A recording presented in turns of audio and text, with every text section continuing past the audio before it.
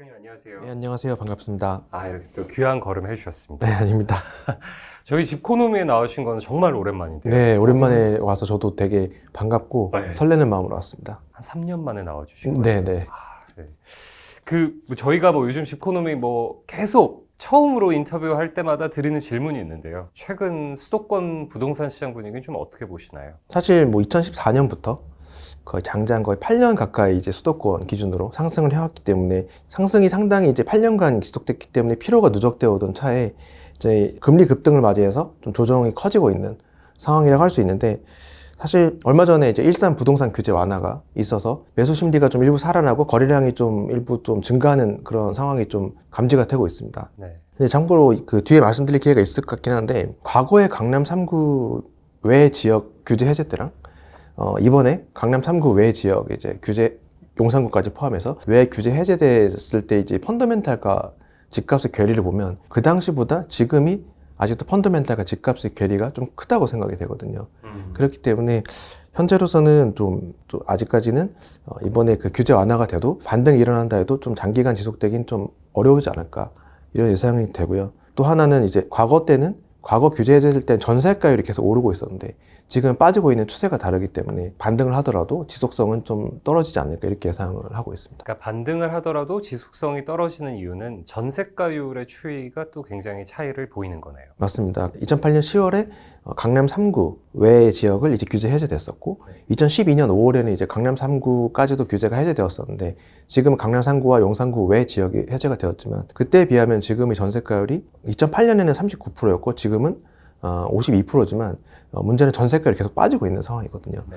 그런 측면에서 봤을 때는 집값을 버텨주는 하나의 원동력 중 하나가 전세가인데, 전세가가 빠지고 있다는 사실은 집값을 지탱하는 힘도 약화되고 있는 추세의 상황이 아닌가, 이렇게 생각을 하고 있습니다. 아까 방금 말씀해 주실 때 2008년도에 전세가율이 8%였죠. 38%, 네. 지금이 52%인데 맞습니다. 근데 2008년에 전세자금 대출이 없었고 지금은 전세자금 대출이 있기 때문에 전세자금 대출이 있고 없고의 차이가 있기 때문에 약간 그 정도가 좀 상쇄되는 부분이 있지 않나, 이렇게 생각을 합니다. 그러면 지금 전세가율은 2008년 수준과 비슷하다라고 보아도 괜찮을까요? 2008년보다는 좀 높다고 생각하거든요. 네. 그렇게 판단하는 이유는 제가 이제 전세자금 대출이 있었을 때, 없었을 때 이제 전세가율 최고점이 64%였습니다. 그리고 전세자금 대출이 있은 후에 전세가율 최고점은 2016년에 75%였거든요. 네. 10% 차이가 있기 때문에 간단히 봐서 전세가율의 최저점이 38%면 전세자금 대출이 있은 후에 전세가율 최저점도 막 10% 이상 오른 한 48, 9% 정도라고 예상한다면 지금이 한 52, 3%라고 봤을 때 전세가율 최저점과 큰 차이가 없는 상황이라고 좀 생각을 하고 있습니다. 네, 큰 차이는 없다. 알겠습니다. 최근에 책을 한 권을 출간을 해주셨습니다. 예. 저희가 사실 좀 더 빨리 모셨어야 되는데 아닙니다. 작가님과 시간 조율이 있다 보니까 조금 늦어졌는데 간략하게 책 소개 한 번만 좀 부탁드리겠습니다.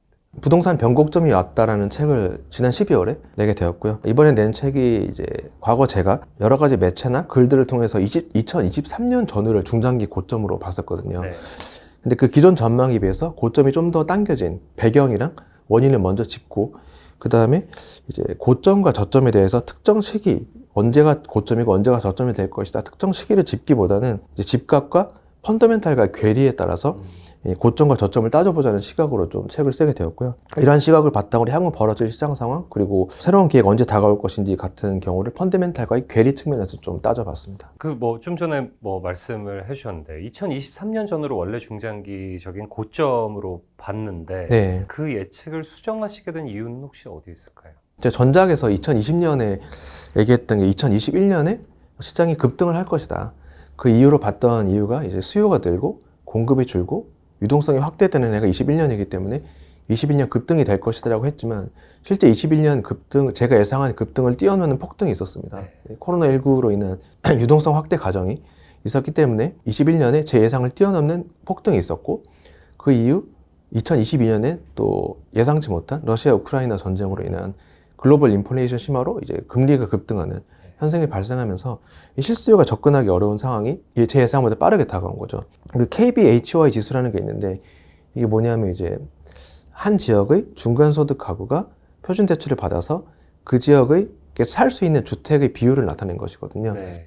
그 지수가 2022년 들어서 3% 밑으로 떨어졌습니다. 참고로 과거 이 지수가 가장 낮았던 지점이 2009년 4분기 14%였거든요. 네. 그때 집값이 고점을 찍고 내려갔는데 지금은 예를 들면 서울의 중위소득 가구가 서울에 살 수 있는 주택이 하위 3%밖에 없다는 얘기거든요. 그러니까 그만큼 집을 사기 어려워졌다. 그런 상황이라고 볼 수 있습니다. 그러면 그 책 제목에 그 부동산의 변곡점이 왔다. 이 제목은 혹시 무슨 뜻인가요? 그러니까 사실은 이제 2021, 제 기준으로는 제 판단으로 2022년이 이미 고점이 왔고 그 이후 하락장이 펼쳐졌는데 뭐 하락장이 아니라는 의견을 제시한 분들도 계셨거든요. 그러니까 사실 그 이유는 이제 보유주택을 매도하기 힘든 상태에서 극소수의 거래량으로 하락장을 규정지을 수 있냐 뭐 그런 의견들이신데 제 생각은 좀 다릅니다. 아까 말씀드린 그 KBHI 지수 때문에 실수요가 이제 집을 구매하기 힘든 정도로 집값과 금리가 급등한 상태거든요. 따라서 매도를 할 수가 없는 게 아니라 매수를 할 수 없는 상태가 됐기 때문에 그래서 저는 지금이 변곡점이 이미 왔고 하락장이 시작되었다 이렇게 판단하고 있습니다. 네. 그러면 변곡점이 온 시점은 2021년으로 보시는 건가요? 2022년 초에 이제 고점을 찍고 그 이후 이제 하락장으로 돌입했다 이렇게 생각합니다. 네. 그럼 2022년 초에 변곡점을 찍었고 그러면 변곡점을 찍은 지 이제 1년 정도 되는 거네요. 1년 남짓, 네, 그런 셈이죠. 예. 알겠습니다. 그러면 지금의 하락장은 혹시 언제까지 지속될 거라고 보세요? 사실은 제가 시작할 때 말씀드렸듯이 저 예상을 뛰어넘는 급등으로 고점이 빨리 다가왔듯이 그 예상을 뛰어넘는 하락이 계속될 경우는 저점도 빨리 올 수 있다는 생각을 하거든요. 네. 따라서 시기를 논하는 건 그런 부분에서 좀 어폐가 있지만 진정한 하방 압력은 저는 이제 전세가 하락이라고 생각을 합니다. 사실은 그 이유가 매매가가 전세가 기대는 부분이 커진 상황이기 때문이라고 보는데요. 그 2017년부터 20년까지 서울 아파트의 갭 투자 비율이 25% 내외였거든요. 네. 21년에 서울 아파트 갭 투자 비율이 40%까지 올라서게 됩니다. 그러니까 집값이 너무 오르니까 실수요가 못 따라가니까 갭 투자를 하게 되는 거거든요. 그때 전세가가 많이 올라 있는 상태였기 때문에.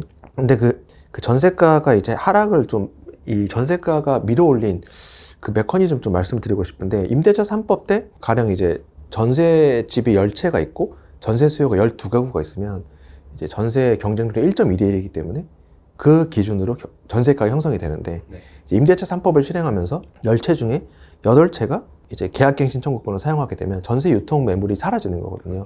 그러면 남은 전세집은 2채가 되고 전세 수요는 4가구가 남기 때문에 2대 1이 되는 거죠.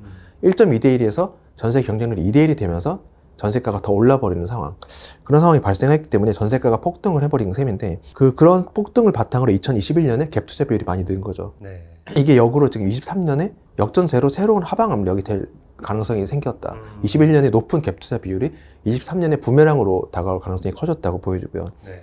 또 하나는 수도권 착공 물량인데 수도권 착공 물량이 21년까지 계속 늘었습니다. 2018년에 18만 호, 2019년 22만 호, 2020년도 22만 호, 21년에는 23만 6천 호까지 올랐거든요. 네.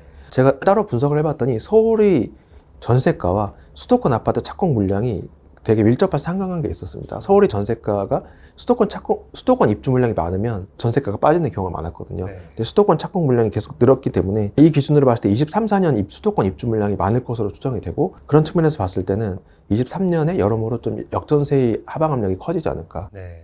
그런 상황에서 또 26, 7년부터 3기 신도시가 입주를 시작할 경우는 그때 또 한 번의 역전세, 하방 압력이 커질 것이기 때문에 그때까지는 약보합 또는 하락장이 좀 지속될 가능성이 있다고 좀 보여집니다. 그러니까 지금 전세가가 떨어지는 이유가 아이러니하게도 임대차 3법의 부메랑이라는 말씀이신 거예요? 맞습니다. 임대차 3법 2020년에 임대차 3법 시행 때문에 전세가가 펀더멘탈보다 오버슈팅 돼버린 거죠. 근데 계약갱신 청구권을 사용한 매물들이 다시 시장에 풀리면서 아까 말씀드린 것처럼 1.2대 1이 가령 2대 1이 됐다가 다시 1.2대 1로 돌아가면서 경쟁률이 그러면서 다시 전세가가 원래 펀더멘탈을 회귀하면서 21년에 좀 높은 전세가, 오버슈팅된 전세가를 바탕으로 갭 투자를 하신 분들은 23년에 좀 그런 부분에서 좀 역전세의 타격을 받을 가능성이 커진다. 이렇게 좀 판단이 됩니다. 알겠습니다. 그러면 아까도 이제 2008년과 2012년도와 비교를 해주셨는데 네. 이번 하락장 같은 경우는 뭐 과거 부동산 하락 중에서는 언제와 제일 비슷하다고 생각하세요? 실제는 이번 하락장이 좀 과거에 유사한 하락장이 저도 돌아봤는데 별로 없더라고요. 네. 결국 왜 그러냐면 과거에는 예를 들면 2009년부터 13년까지 수도권이 떨어질 때는 지방은 올랐거든요. 수도권과 지방이 디커플링 되어 있었는데 네. 지금은 커플링 되어 있습니다. 과거에는 이제 2009년부터 13년까지 매매가가 수도권이 떨어지고 지방이 올랐던 거는 그 전 상승장 때 수도권이 급등했고 지방이 덜 올랐기 때문인데 이번 상승장은 수도권과 지방이 같이 많이 올랐기 때문에 그런 측면에서 봤을 때는 유사한 흐름을 보이는 하락장은 좀 과거에는 없었고 지금은 지방과 수도권이 같이 오르고 같이 떨어지는 상황이 좀 발생하고 있다. 이렇게 좀 판단이 됩니다. 그러면 그 2008년 금융위기를 전후해서 사실 금리가 많이 올랐었잖아요. 네. 근데 이제 많은 분들이 그때보다도 지금이 뭐 부동산 구매나 이 보유하기에 굉장히 부담이 더 크다 이렇게 말씀하시는데 작가님 보시기에 혹시 원인은 어디 있다고 보세요? 사실은 2008년에 비해서 소득의 상승폭보다 집값 상승폭이 훨씬 컸거든요. 2008년 대비 2021년까지 13년간 전체 가구의 그 월 평균 소득이 1.6배가 올랐더라고요. 근데 집값은 그거보다 훨씬 많이 올랐기 때문에 그런 측면에서 소득이 좀 따라가지 못한 측면이 하나 있고 또 금리 그런 것 때문에 금리 인상 여파가 지금보다 과거보다 더 클 수밖에 없다. 과거보다 금리가 낮다 하더라도 2008년보다 금리가 지금은 낮은 상황이라 하더라도 그때보다 집값이 더 올랐기 때문에 원리금 자체가 월등히 높기 때문에 상환해야 될 금액도 과거보다 훨씬 커졌다라고 보여주는 게 하나 있고요. 2008년보다 지금이 여러 가지 보유세나 뭐 종부세 같은 부담이 더 커졌었기 때문에 그런 보유 부담도 과거보다 크다고 보여지고요. 참고로 이제 주택 구입 부담 지수가 제가 굉장히 자주 언급하는 지표인데 주택 구입 부담 지수로 보면은 2008년 9월에는 서울의 중간소득 가구가 가구 소득의 41%를 주택담보대출 원리금 상환에 쓰는 수준이었는데 41%. 네, 2022년 9월 기준으로는 거의 60% 내외에 육박하거든요. 네. 굉장히 높기 때문에 과거보다 훨씬 좀 구매하기에는 그 대출의 턱 또는 원리금 상환의 턱이 굉장히 높다. 이렇게 네. 좀 판단이 됩니다. 그 주택 구입 부담 지수 이거는 뭐 어떤 식으로 산출이 되는 건지 혹시 여쭤봐도 될까요? 이게 이제 주택금융연구원에서 한국주택금융공사 주택금융연구원에서 분기마다 발표하는 데이터인데 가령 이제 A 지역의 중간소득 가구가 표준 대출을 받아서 A 지역의 중간 가격 주택을 살 때 이제 주택 소득 대비 주택담보대출 원리금 상환 수준을 지수화한 건데 사실은 이게 결국 해당 지역의 중위 매매가 주택의 중위 매매가 가구 소득 그다음에 주택담보대출 금리를 세 가지를 가지고 산출하는데 문제는 이 지수가 2012년까지는 해당 지역의 그 중위 매매가를 KB 부동산 기준으로 했다가 2013년부터는 한국 부동산원으로 바꿨거든요. 네. 근데 사실은 KB 부동산과 한국 부동산원이 중위 매매가가 다릅니다. 중간에 이제 기준이 달라져 버렸기 때문에 저는 그거를 2013년부터도 계속 KB 부동산으로 환산해서 지수를 따로 뽑고 있거든요. 그렇게 뽑아봤더니 2022년 9월에는 서울 중위소득 가구가 61%의 가구 소득 61%를 내야 주택담보대출 원리금 상환을 낼 수 있는 수준이 됐기 때문에 네. 과거보다 월등히 높기 때문에 주택 구매하기도 어렵고 또 보유하기도 힘든 상황이 됐다 이렇게 좀 판단이 됩니다. 보유하기도 힘들고 구매하기도 힘들다. 네. 그 13일에 기준금리가 또 0.25%포인트 올랐잖아요. 이게 작년 하반기부터 어쨌든 이 금리 인상 사이클이 막 이제 마무리에 조금 접어드는 거 아니냐 이제 이런 얘기가 나오는데 혹시 뭐 향후 부동산 시장은 뭐 다시 뭐 이 금리 인상이 멈추면 반등할 수 있다고 보실까요? 사실은 이제 금리 인상 아까 말씀드린 것처럼 굉장히 지금 주택 구입 부담 지수 그러니까 실수요가 집을 사기에는 소득 대비 이제 그 원리금 상환 수준이 너무 높기 때문에 사실은 금리 인상이 멈추는 정도가 아니라 내려가야 이제 좀 실수요층이 움직일 수 있는 상황이 된 상황인데요. 집값도 마찬가지고요. 결국은 실수요층이 구매할 수 있는 집값과 금리 상황까지 내려와야 되는 상황이기 때문에 금리 인상 사이클이 멈췄다 하더라도 당분간은 좀 이런 그 구매 실수요층이 움직이는 상황까지 오려면 시간이 좀 많이 걸릴 것으로 좀 생각이 됩니다. 그러니까 이 금리가 사실 언제부터 다시 떨어질지는 아무도 네. 모르지만 이게 적어도 금리가 그렇게 떨어지는 모양새를 보이기 시작해야 아무래도 부동산 시장도 조금 반등을 할 수 있겠네요. 맞습니다. 그 금리가 높은 상태이기 때문에 좀 전세가도 좀 이렇게 더 빠지는 상황이 있기 때문에 금리가 높은 상태에서는 이제 매매가를 전세가가 계속 끌어내릴 것으로 보여지거든요. 네. 그런 측면에서 봤을 땐 금리가 어느 정도 현재보다는 많이 내려와야 진정한 반등을 모색할 수 있지 않나 이렇게 예상이 됩니다. 아까 말씀해 주셨던 것처럼 그 지금 전세가율이 뭐 하방 압력을 주고 있는 그거랑 연관이 좀 있겠네요. 네. 그러면 혹시 작가님께서는 이 부동산은 무조건 우상향한다라는 말에 대해서는 혹시 어떻게 생각하실까요?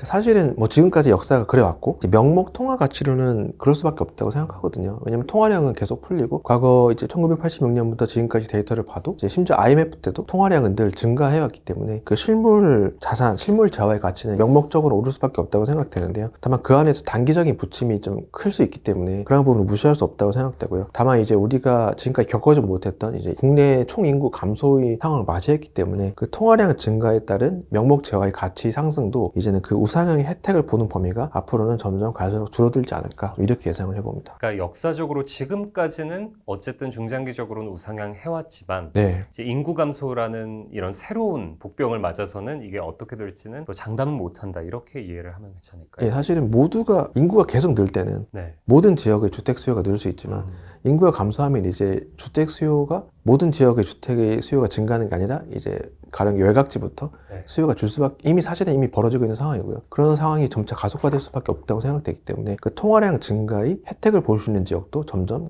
국한되게 될 수밖에 없다 이렇게 예상이 됩니다. 네, 알겠습니다. 이게 통화량의 이제 혜택을 볼 수 있는 지역이 국한될 수 있다 말씀을 해주셨는데 그 수도권과 비수도권이 이번 하락장에서 뭐 어디가 더 많이 빠질 거라고 혹시 보시나요? 이게 사실은 저는 수도권이 좀 더 빠질 수 있다고 생각하고 있거든요. 왜냐하면 첫 번째 이유는 2014년부터 22년까지 이제 KB 부동산 기준으로 이제 상승률을 보면은 서울이 75%, 경기 60%, 지방광역시는 36%였습니다. 네. 그러니까 서울 및 수도권이 지방광역시보다 훨씬 많이 올랐기 때문에 사실은 이제 그런 측면에서 봤을 때 하락장에서는 과거 하락장 때도 상승장 때 많이 오른 지역이 조금 더 빠진 게 확인이 되거든요. 네. 그런 상황을 좀 다시 상기해 본다면 이번 하락장도 과거 직전 상승장에서 훨씬 많이 오른 수도권이 좀 더 빠질 가능성이 높은 게 하나 있고, 두 번째는 그 서울 및 수도권보다 지방광역시 전세가율이 훨씬 높습니다. 그러니까 지금 공급 물량 폭탄을 받고 있는 대구조차도 서울 및 수도권보다 전세가율이 높거든요. 네. 그런 측면에서 봤을 때 전세가율이 높다는 얘기는 매매가의 하방 지지선이 탄탄하다는 얘기가 되기 때문에 지방광역시의 하락폭이 서울 및 수도권보다 제한적일 가능성이 그런 측면에서 높다고 보여지기 때문에 이번 하락장의 하락폭은 수도권이 좀 더 높지 않을까 이렇게 예상이 되고요. 다만 다음 사이클, 다음에 또 상승장이 오고 다음 하락장 때는 이제 인구 감소가 본격화되기 때문에 그때는 좀 점차 수도권이 더 강세를 띌 가능성이 높지 않나 이렇게 생각을 해봅니다. 네. 다음 하락 사이클이라고 하면은 뭐 적어도 뭐 한 10년 네. 이후의 얘기인 것이죠. 한참 뛰긴 합니다. 네, 알겠습니다. 근데 이제 아까 말씀해 주실 때 이제 금융위기 때랑 다른 점은 금융위기 때는 수도권은 떨어진 반면에 지방은 올랐다라고 말씀해 주셨잖아요. 근데 이번 하락장에서도 전반적으로 지방도 같이 떨어지는 모양새인 거는 분명한 거죠. 네, 그렇죠. 아, 같이 많이 올랐기 때문에. 그러면 혹시 주요 대도시별로 이게 뭐 투자 적기 같은 것도 있을까요? 사실 제가 외부에서 이야기를 할 때 민물장어랑 한우 이야기를 하거든요. 그 얘기를 왜 하냐면 민물장어와 한우는 1, 2년 뒤에 대상의 가격 추이가 대충 예상이 되는 대표적인 산물입니다. 뭐냐면 민물장어는 완전 양식이 안 되고 바다에서 치어를 잡아서 그걸 완전 양식해서 성체를 키운 다음에 시장에 출하하기 때문에 치어를 적게 잡으면 1년 뒤에 성체가 적게 나오기 때문에 가격이 오르고요. 치어를 많이 잡으면 그 다음에 성체로 나올 장어가 많아지기 때문에 가격이 떨어지는 거거든요. 예를 들면 2020년에 치어가 많이 잡혀서 21년에 장어값이 많이 떨어졌었습니다. 기억하시는 분들은 계실 것 같고요. 한우도 마찬가지로 그 송아지를 입식을 많이 하면 2년 뒤에 성체로 출하하기 때문에 한우값이 떨어지고, 반대로 이제 송아지 입식을 덜하면 이제 2년 뒤에 성체가 적게 나오기 때문에 한우가 급등하는데, 지금 한우 가격이 많이 떨어지고 있는 이유는 2년 전에 송아지를 입식을 굉장히 많이 한 거죠. 그래서 2년 뒤인 지금 올해 한우 이제 공급 과잉이 예상돼서 한우가 빠지는데, 그 얘기를 왜 하냐면 과거 11년, 그러니까 132개월 동안 그 각 도시의 매매가와 전세가가 같이 움직인 달을 비교해 봤거든요. 네. 그랬더니 그 132개월 동안 같이 움직인 게 서울은 100개월, 인천은 95개월 했던 반면에 대구는 126개월, 부산은 121개월, 광주 119개월, 울산은 111개월, 대전 108개월 등 지방광역시가 매매가랑 전세가가 함께 움직이는 경우가 수도권보다 훨씬 많았습니다. 이게 또 왜 하냐면 전세가는 이제 입주 물량 영향을 많이 받는데 네. 지방 매매가와 전세가가 함께 움직였다는 건 지방광역시는 입주 물량의 영향이 전세가를 넘어서 매매가까지 이어진 경우가 굉장히 많았다고 보여지거든요. 네. 민물장어와 한우와 비슷한 겁니다. 그러니까 많이 같이 움직였기 때문에 입주 물량의 영향을 많이 받는 게 전세가고 입주 물량의 영향을 많이 받는 게 지방광역시인데, 그 말인즉슨 착공 물량을 보면 2, 3년 뒤에 입주 물량이 보이기 때문에 이 지역의 입주 물량이 2, 3년 뒤에 어떻게 되구나 보이는데, 현재로서는 부산의 경우는 24년부터 26년까지 입주 물량이 적을 것으로 예상이 됩니다. 네. 인허가 물량까지 같이 비교를 해보면 그렇고, 대구는 앞으로도 계속 좀 많을 것 같고요. 광주는 24년부터 계속 입주 물량이 적을 것으로 예상이 됩니다. 대전은 24년 이후에 좀 입주 물량이 많을 것 같고요. 울산은 뭐 보통 수준입니다. 다만 이렇게 보면은 부산은 24년부터 26년까지 입주 물량이 적고 광주는 24년부터 계속 적으니 부산과 광주가 24년 전후에서 들어가면 되겠네 이렇게 생각할 수 있는데, 다만 현재 아까 말씀드린 주택구입 부담 지수가 각 광역시가 전고점을 다 뛰어넘은 상태로 계속 역대급 고평가 상태거든요. 따라서 24년에 입주 물량이 줄어든 그 전에 충분한 조정 과정을 거쳐서 가격적으로 또 저평가 메리트 생기면 부산과 광주는 입주 물량이 그때 적어진 상황을 맞이하기 때문에 좀 탄력을 받을 가능성이 높아진다고 볼 수 있습니다. 따라서 사전에 조정 과정은 어느 정도 저평가 메리트 생기기 전까지 조정 과정은 좀 필수적이지 않을까 이렇게 생각을 합니다. 그러니까 인천을 제외하고 뭐 나머지 5개 광역시를 도시만 놓고 봤을 때는 부산과 광주가 그나마 투자하기에 그 근시일 내에 투자하기에는 적합하지만 또 고평가된 분이 얼마만큼 빠진지를 봐야지 알 수 있겠네요. 실제 부산과 광주가 이제 주택구입 부담 지수로 봤을 때 전고점 대비 뭐 20에서 30% 이상 초과된 상태거든요. 그 부분이 좀 해소가 되어야 입주 물량이 줄어들었을 때 상승 압력이 좀 커지지 않을까 이렇게 판단이 됩니다. 알겠습니다. 근데 민물장어는 그럼 원래 바다에서 잡아서 민물에 푸는 건가요? 아마 바다랑 그 강이 만나는 그 근처 어디에서 치어를 많이 잡는다고 하더라고요. 그 치어를 잡아서 그걸 이제 성체까지 키우는 거죠. 장어가 먹고 싶어지는. 네, 저도 사실은 지난주에 먹고 이 얘기를 또 하고 싶었습니다. 그 지금 뭐 많은 사람들이 굉장히 우려하는 거래 절벽 상황인데 앞으로는 좀 이 거래 절벽 상황은 좀 어떻게 될 거라고 보세요? 아무래도 이번에 1.3 규제 완화 때문에 좀 실제 거래량이 늘고 있는 상황이 좀 감지가 되고 있거든요.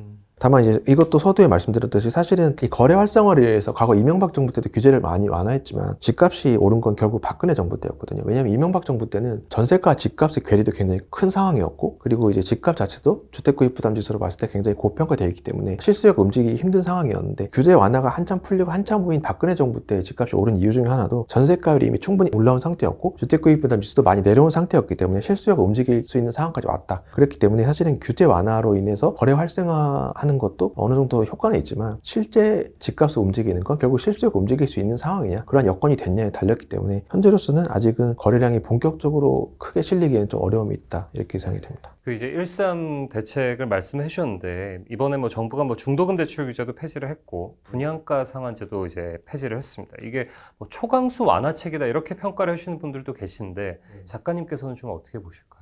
결국은 뭐 사실은 요즘 제가 이번에 낸 책도 마찬가지지만 결국은 모든 재화의 가치는 펀더멘털에 귀결된다고 보기 때문에 그 펀더멘털 대비 집값과 금리가 높은 상황에서는 그러한 규제 완화가 힘을 발휘하기엔 좀 역부족이지 않을까. 어느 정도 반등 효과는 있겠지만 지속성에는 한계가 있다 이렇게 생각이 됩니다. 그러니까 살짝 반등했다가 뭐 다시 하락세로 그냥 돌아설 가능성이 높다 이런 말씀이실까요? 네, 사실은 과거에 비슷한 사례가 좀 있었는데 2008년 9월에 글로벌 금융위기를 맞고 집값이 이제 훅 빠졌다가 그때부터 한국은행이 5개월 연속 금리를 대폭 내리고 5%에서 2%까지 확 내리고 그 당시 위례 신도시 토지보상금이 풀리면서 그런 측면에서 집값이 다시 2009년 4월부터 반등을 했거든요. 수도권 기준으로. 근데 반등을 하다가 2009년 10월에 반년 오르고 다시 꼭 그때부터 4년간 다시 떨어졌습니다. 그러니까 왜 다시 떨어졌냐 봤을 때 결국은 아까 말씀드린 것처럼 전세가율이 계속 낮은 상태였고 그렇기 때문에 실수요가 계속 매수 동력을 공급하기에는 한계가 있는 시장 상황이었기 때문에 규제 완화 효과도 6개월에 그쳤다고 보여지거든요.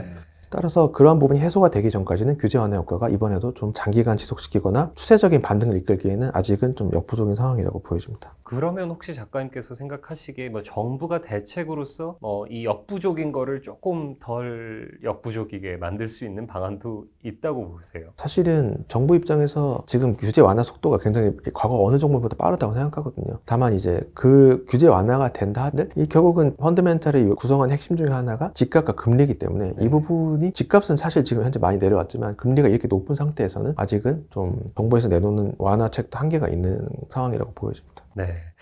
이제 금리 말씀을 해주셨으니까, 이 금리가 급격하게 오르면서 사실 뭐 전세보다는 월세를 선호하는 현상이 한동안 또 굉장히 강했잖아요. 예.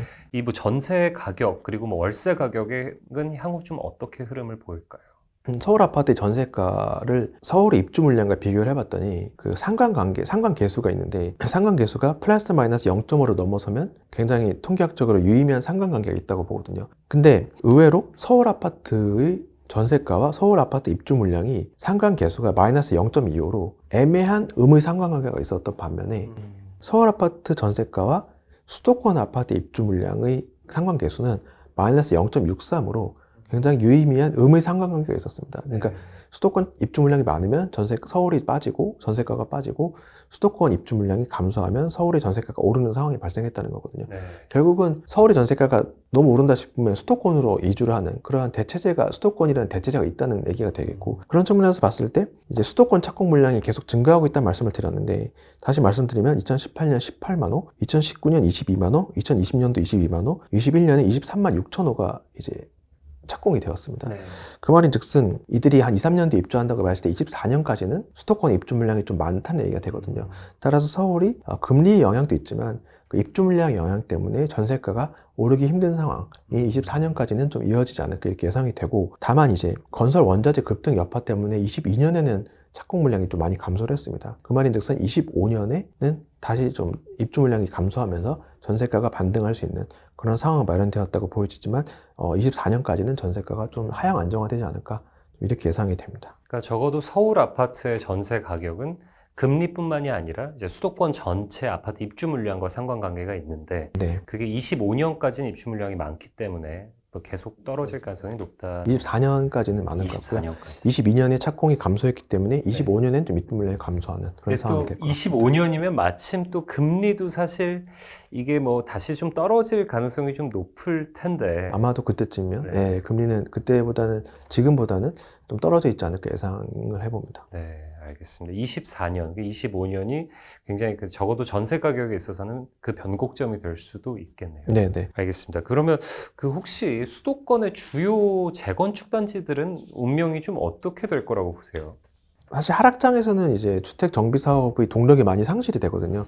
집값이 오르니까 다들 으쌰으쌰해서 정비 사업을 추진하지만 집값이 떨어질 때는 굳이 뭐 이 귀찮은 걸 해야 되냐 하는 동력이 상실될 수 있는데, 다만 이제 상대적으로 정비 사업 활성화에 좀 보수 정권이 좀 그런 정비 사업 활성화에 적극적이라고 본다면, 현재 이제 보수 정권, 보수 서울시장이 같이 동반으로 된 기간이 생각보다 적거든요. 네, 맞죠. 따라서 이제 그 재건축 단지들은 이러한 그 윤석열 정부 또 오세훈 시장 체제하에서 속도를 내야 될 필요성이 있다고 생각이 되고요. 사실은 이게 하락장 때 이제 속도를 낸 단지들이 상승장 때 이제 입주가 되면서 완공이 되면서 그 초과 상승이 과실을 누리게 될 가능성이 굉장히 높다고 보여지기 때문에 하락장에서 속도를 내는 단지들이 굉장히 영리한 단지들이고 네. 관심 단지들 중에 그러한 단지들을 눈여겨보실 필요가 있다 이렇게 생각이 됩니다. 오히려 하락장에서 빨리 속도를 내야 결국에 이제 완공되는 시점은 다시 이게 시장이 바뀐 다음이기 때문에. 그렇죠. 상승장 때 이제 입주가 하기 때문에 네. 제대로 상승 탄력을 받을 수 있는. 그러니까 상승할 때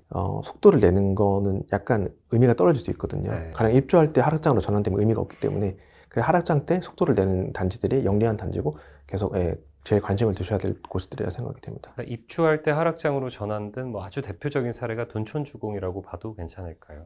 둔촌주공도 좀 너무 이제 시간이 끌면서 네. 좀 그런 부분이 시기적으로 좀 아쉬운 부분이 있었던 것 같고요. 반대로 이제 하락상 때 속도를 냈다가 상승상 때 이제 대규모 입주를 한 단지들이 대표적인 것들이 좀 개포가 좀 해당이 될 것 같고, 그 개포가 상승장 초반, 중반부 때 상대적으로 과거의 브랜드보다 많이 좀 상승된 브랜드가 됐다 이렇게 좀 판단이 된 이유 중에 하나입니다. 그러면 혹시 지금 뭐 요즘 서울에서도 이제 막 재건축 얘기가 많이 나온 동네들이 있잖아요. 뭐 네. 여의도 이촌도 그렇고 최근에 목동도 얘기가 많이 나오고 좀 어디가 좀 유망하다고 보실까요? 사실은 재건축은 이제 각 단지마다 상황이 너무 다르고 네. 그 사업 속도도 너무 다르기 때문에 그렇죠. 또 어떠한 그 좌초를 겪을지도 모르는 상황이기 때문에 특정 단지를 좀 추천하는 건 좀 조심스럽긴 하지만, 개포가 이제 대규모 재건축을 이제 진행하게 되면서 일대가 좀 많이 변화를 겪듯이 이번에 목동이 대거 이제 안전진단을 통과하면서 좀 진척이 빨라지는 그런 부분이 있고, 제가 그 제3자로서 밖에서 판단하기에는 약간 전체적으로 단지가 신축 대단지를 거듭나려고 하는 열망이 좀 강해 보이는 부분이 있기 때문에 그런 측면에서 봤을 때 과거 이제 학군이 이제 주요 강점이었던 곳들이 이제 전체가 신축 대단지를 많이 바뀌면 그 일대가 또 대규모 그 브랜드가 또 굉장히 더 일신되는 효과가 있을 거기 때문에 그런 부분에서는 중장기적으로 유명한 부분이 아닐까 좀 이렇게 예상을 합니다. 목동은 학군이 어마어마한 장점이기 때문에 사실 그게 네. 이제 뭐 그 큰 단지들이 전부 다 재개발이 잘 성공적으로 됐다면 네, 이게 이제 시너지를 크게 낼 수 있겠네요. 예, 그렇게 좀 판단이 됩니다. 네, 알겠습니다. 이번 하락장에서 뭐 저 같은 이 무주택자들이 좀 세워야 할 투자 전략 같은 거는 좀 어떻게 보세요? 그 사실은 이제 심리적으로 이제 기다린다는 건 굉장히 좀 심리적으로 압박이 가고 힘든 부분이라고 생각이 되거든요. 네. 다만 지금 제가 줄곧 얘기했던 건 현재의 주택 구입 부담 지수와 전세가율의 하락 추세를 봤을 땐 지금 집을 사는 건 좀 비추라고 저는 생각을 하고요. 계속 말씀드렸던 부분이지만 주택 구입 부담 지수가 충분히 내려오고 전세가율이 좀 높아졌을 때가 필요하다고 생각하는데, 그 중에 하나가 과거 하락장에서 상승장으로 전환할 시점을 좀 돌이켜보면 그때가 수도권 기준으로 2013년 3분기, 4분기 때 이제 상승으로 전환을 했는데, 그때 서울의 전세가율이 계속 2008년 38%에서 계속 오르다가 2013년 가을에 60%가 되자 집값도 상승으로 전환을 했거든요. 그 말인즉슨 돌이켜보면 이제 전세가율이 60% 정도가 되면은 이제 슬슬 갭 투자 수요도 살아나기 시작하고 실수요도 내가 내는 전세값이 집값이 60%네? 이러면 약간 이제 집을 사볼까 이렇게 실수요로 전환되는 부분이 있다고 생각이 되기 때문에 좀 전세가율이 다시 60%를 뚫고 올라갈 때를 좀 가늠해 볼 필요가 있지 않나. 집을 사려면 그때를 한번 판단해 볼 필요가 있고요. 다만 60% 뚫고 올라가더라도 실수요의 그 수요 매매의 임계치를 좀 판단해 볼 수 있는 주택구입 부담 지수가 여전히 높으면 또 조심해야 되고, 전세가를 60% 뚫고 올라가도 3기 신도시주 같은 대규모 공급이 주변에 기다리고 있으면 다시 전세가를 뚫고 내려갈 수 있는 상황이기 때문에 주변 공급 상황까지 고려해서 판단을 해야 될 것 같습니다. 굉장히 어렵네요. 네. 그러니까 적어도 어쨌든 전세가율과 주택 구입 부담 지수는 계속해서 눈여겨보면서 이제 그 추이를 보고서 내 주택 구매 시점을 좀 판단하는 게 좋겠네요. 네, 그리고 향후 그 주변 지역의 공급 상황까지 네. 같이 고려를 하면 좋을 것 같습니다. 알겠습니다. 그 무주택자분들 중에서 뭐 전세를 살고 있는데 지금 뭐 금리 부담 때문에 월세로 옮기려고 하시는 분들도 있고, 아니면 월세를 살고 있는데 이게 지금 뭐 전세로 옮겨야 되나 뭐 이런 고민을 하시는 분들도 있으실 텐데, 뭐 이런 분들한테는 좀 어떻게 조언을 하실까요? 그러니까 기본적으로 이제 전세와 월세의 유불리는 이제 금리 상황이 주는 영향이 큰데, 금리가 향후 어떻게 될지는 사실 예측이 좀 되게 어려운 부분이잖아요. 그래서 이렇게 말씀드리긴 좀 뭐하지만, 기본적으로 월세는 이제 자본의 축적 능력을 감퇴시키는 부분이 있기 때문에 그 자본이 축적돼야 미래에 이제 집을 살 수 있는 부분이 있기 때문에 기본적으로는 월세보다 전세를 추천합니다만, 또 하나 이유는 또 금리가 이제 고점을 찍을 시기가 멀지 않고, 적어도 그 이유는 금리가 언제가 될지 모르겠지만 내려갈 가능성이 높기 때문에, 그런 측면에서 봤을 때는 중장기적으로는 월세보다는 전세 쪽을 선택하는 게 나아 보인다는 생각이고요. 다만 전세를 택한다고 해도 현 시점의 금리에서는 과도한 대출은 이제 본인이 감당할 수 있는 선에서 해야 되는 게 맞다고 생각합니다. 네. 그러니까 뭐 전체 막 전세 자금 대출 막 해갖고 뭐 한 달에 그 금리 이자 돈으로 막 어마어마하게 내는 것보다는 뭐 월세가 날 수 있겠지만, 하여튼 중장기적으로 봤을 때는 월세가 자본의 축적을 감소시키는 네. 영향이 있다, 이 말씀이시죠. 알겠습니다. 어쨌든 지금 같은 하락장이 이제 뭔가 계속 되다 보면 뭔가 유의해서 봐야 될 뭐 좀 위험 신호나 이런 그런 게 있을 것 같은데, 작가님은 좀 어떤 거라고 보세요? 사실 지금까지 제가 말씀드린 주택구입 부담률이나 전세가율은 현행 지표 또는 후행 지표거든요. 지금 또는 석 달 전이 얼마나 높은 상태, 얼마나 낮은 상태인지 판단하게 하는 거지, 이 선행 지표는 아닌데, 결국 선행 지표는 사실상 공급이 주요 선행 지표라고 할 수 있고요. 공급을 좀 조심해야 되는 이유는, 제가 이제 처음에 이제 집을 샀던 게 이제 그 수원 영통에 집을 샀었거든요. 네. 그때가 이제 2006년, 7년 경이었는데, 그때 수원 영통을 샀던 이유는 이제 근처에 삼성전자라는 이제 그 당시 이제 글로벌 대기업으로 거듭나고 있던 대기업이 있었고, 직주 근접의 힘이 있었고, 수원에서 탁군이 좀 좋은 지역으로 있었기 때문에 수원 영통을 샀었는데, 제가 이제 말 그대로 불인이어서 그때 간과했던 건 2, 3년 뒤부터 인근에 동탄 1신도시가 입주하는 걸 간과를 했던 거죠. 그래서 동탄 1신도시가 입주를 하자 이제 수원 영통이 직격탄을 맞고, 예를 들면 30% 올랐던 집값이 다시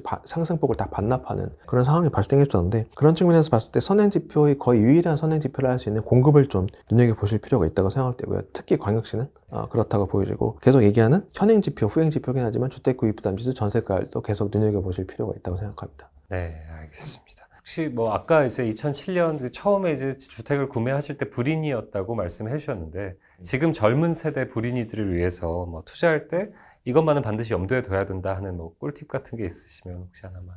사실은 뭐 꿀팁이라기 하기보다는 어떻게 보면 원론적인 이야기인데요. 저희가 중간쯤에 한 이야기 나왔던 그 통화량이 계속 증가하기 때문에 중장기적으로 부동산 우상향을 하지만, 우상향 속에서도 지금 겪고 있듯이 이제 단기적인 부침은 늘 있어 왔거든요. 그래서 사이클을 맞추는 게 어렵다 하지만, 그래도 싸게 사서 비싸게 판다는 생각은 좀 어떤 재화에도 필요하기 때문에 부동산에도 필요한 부분이라고 생각되고요. 따라서 자기가 감당하지 못하는 선의 투자는 늘 지양해야 될 필요가 있고, 또 앞으로의 시대는 이제 아까 말씀드린 것처럼 총 인구가 감소하는, 저희가 일찍이 경험해보지 못한 초유의 시대입니다. 따라서 이제 인구가 감소가 심화될수록, 인근 일본의 상황을 보면은 인구 감소가 시작되자 도쿄와 타 지역의 양극화가 더 심해졌거든요. 그러니까 살기 좋은 곳과 살기 조금 어려운 곳의 차이가 더 심해지는 거죠. 인구가 감소되면 누구나 더 살기 좋은 지역으로 몰리려고 하기 때문에, 근데 저희가 드디어 이제 인구 감소가 시작되는 상황이기 때문에 입지가 나쁜 쪽의 투자는 앞으로 점점 더 조심해야 될 필요가 있다, 이렇게 생각이 됩니다. 갈수록 이 도시 중심부, 외곽보다는 중심부의 중요성이 더 커지는 시대일 수도 있겠네요. 맞습니다. 제가 그 얘기를 외부에 자주 얘기하는 게 이제 저수지 얘기거든요. 저수지에 물이 꽉 차 있을 때는 어느 지역, 저수지 어느 곳이나 물고기가 살기 좋은 환경인데 인구가 감소되면 저수지로 치면 가뭄이 와서 외곽지부터 말라붙어버리면 외곽지에서 자칫 잘못하면 가뭄이 오면 외곽지에 있는 물고기들이 결국은 탈출을 못해서 죽는 경우가 가끔 뉴스에서 보여지듯이 그런 측면에서 봤을 때 외곽지는 이제 점점 위험해지는 상황이 발생하고 있고 물고기의 지능이 있다고 감안한다면 사실은 이제 안전한 곳 결국은 저수지 중앙으로 수심이 제일 깊은 저수지 중앙으로 몰릴 수밖에 없는데 그것이 부동산으로 지금 핵심지라고 판단되기 때문에 그런 어려운 상황, 이 총수요가 감소하는 시대가 오면 더더욱 핵심지로 몰릴 수밖에 없는 현상이 발생된다고 보여지고요. 실제 그 어쩌다 사장이라는 TVN 예능 프로그램이 있는데 네. 지금 시즌2까지 했었죠. 시즌1 때 아마 강원도 하천군이었던 것 같아요. 거기서 이제 조그만 슈퍼를 이제 조인성 씨와 차태현 씨가 경영하면서 지역 주민들과의 그 훈훈한 소통을 그린 예능인데 거기에 제가 기억에 이제 한 중학생이 이제 찾아오는데 눈에 다래끼가 나 있거든요. 네.